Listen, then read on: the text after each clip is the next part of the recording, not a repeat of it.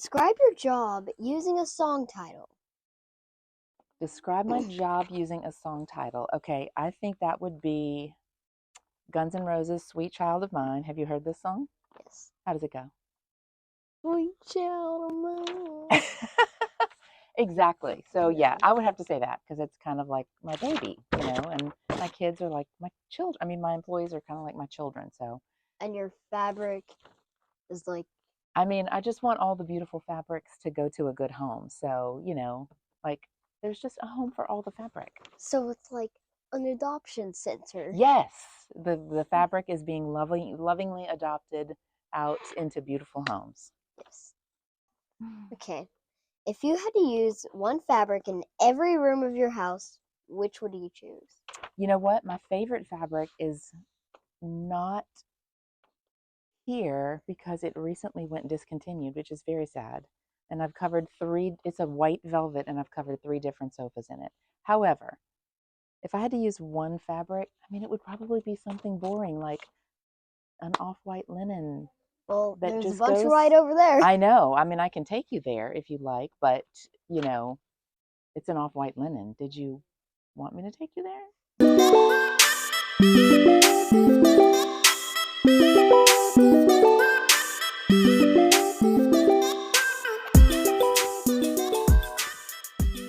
It would be just this creamy linen all throughout the house. And then you would walk in and be like, Miss Kim, where is the color?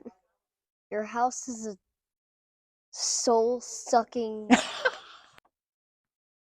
I'm 9 years old. What advice would you give your 9-year-old self?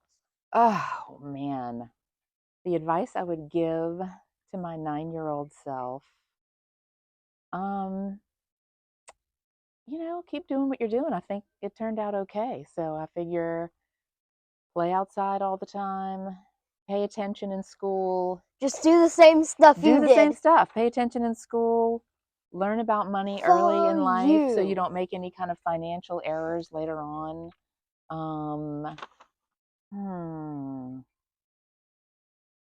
Yeah, learn about money and learn about the Lord earlier in life than what I did. How about that? That's my 9-year-old advice. Go to economics class. Economics class. Yes, yes. Do you like math? No. Hate it. Really? I'm more of a chemistry person. Well, you have to know math and chemistry. I know. That's the part you don't like. Yes. Okay. Every job has its ups and downs. Yes, very true. What's the ups and downs of this one? The ups are all the beautiful fabrics. I have an amazing staff. We have awesome customers. There's some beautiful fabric behind you. We get to see beautiful things, beautiful homes. The downs, Working in an office. you have to work in an office. You work late hours sometimes. Things don't get done in a day and you need to get them done. You have to stay late. Being a business owner, you kind of never really leave mentally. Even if you go home, I'm still working on things at home. You're just always kind of thinking about your projects and what you want to do next, and even fun stuff. It's not necessarily bad stuff, it's just fun stuff. That's velvet. That feels amazing. I know, that's velvet. I love velvet. Okay, so this is one of my favorite questions. Okay. What is the craziest thing that's ever happened in your shop? Oh, man. The craziest thing that has ever happened in my store probably was, for some reason, one time I don't know if it was weather or what, but we had a cricket plague in here. Like, all of a sudden there were just crickets everywhere. It looked like something out of the Bible. And so we had to run around, and it was like that. Yeah, it was like that in other shops in this shopping center too. But yeah, we just all of a sudden came in one day and there were just hundreds of crickets. Crickets galore. Crickets galore. Crickets, is right. crickets. Cricket, We don't only sell fabric. We sell crickets. I could have. I probably could have made good money that day if I'd called a bait shop or something, because they could have come and gotten all the free crickets. And man, not free. I would have made any money. But yeah, that was weird. My mom told me about the time Katie Holmes walked into She here. did come in here one time. Yeah,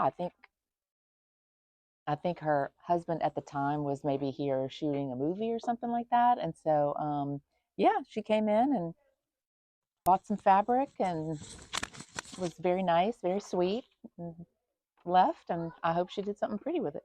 If you weren't a fabric store owner, Mm. what would your dream job be? Or what was your dream job when you were Well, a I'm kid? working in kind of a design oriented field, so that was always my dream job. But if I didn't have the fabric store, it depends. I love to organize things. So I could be a professional organizer, or I mean, I just love to like, or I mean, I would go into people's homes and not just organize, but help them remove things from their home. Like things, people when they collect things over time and they just think, oh, I need to get rid of all this, but I don't even really know where to start. And they're a hoarder? Kinda, yeah. I would love that job, to clean out people's homes, purge what is not necessary to keep anymore. That would be fantastic. Can you tell me something that you learned in elementary school that you use every day in your job? Elementary school. Actually, yes. In elementary school, we had to practice talking to the public.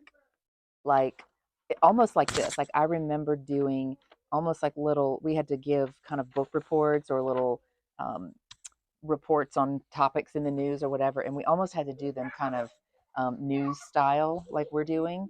And so that taught me to talk out and talk to the public and speak clearly and things like that. And then lo and behold, I do it every day. What do you think makes Baton Rouge a great place to own a fabric shop? Well, let's see. It's kind of the only one here, so that's kind of nice.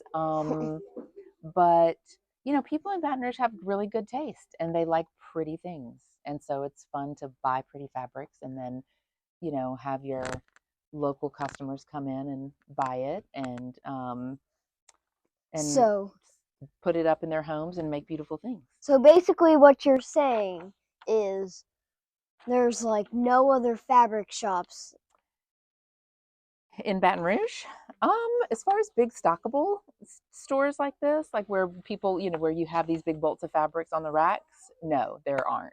Not with this kind of fabric. So there used to be more, but people have retired and things like that. So they'll come crawling to your store and then you're just racking in on the money.